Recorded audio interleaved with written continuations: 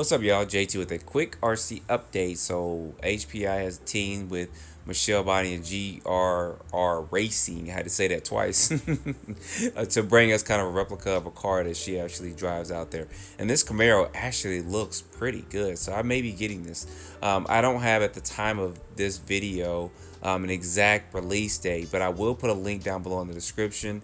By the time you guys see it, I'll have it updated with some pre-order information, and then you can also go over to HPI's site to actually view the vehicle as well. But this actually looks pretty good.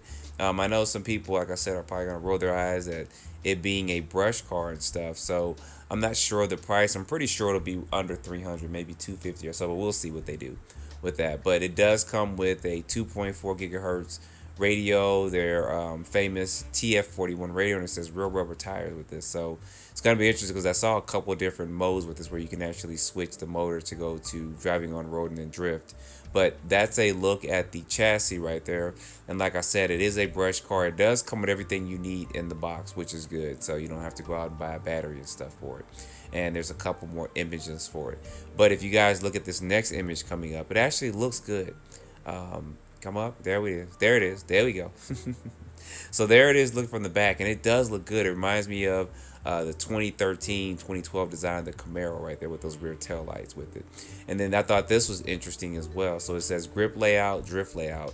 So you can actually switch the motor from a grip layout, which is going to be towards the rear, and then switch it up to the front for more of a drifting style with this. So I don't know if too much of you can drift with those rubber tires that comes with it, but you could probably definitely switch out and put some drift tires on there. So anyway, I wanted to show this to you guys, at least get you guys some early information on. Like I said, there's going to be links in the description to check it out and do some pre-orders and stuff on it. So don't forget to like, subscribe, and stay tuned for more videos. Thanks guys for watching.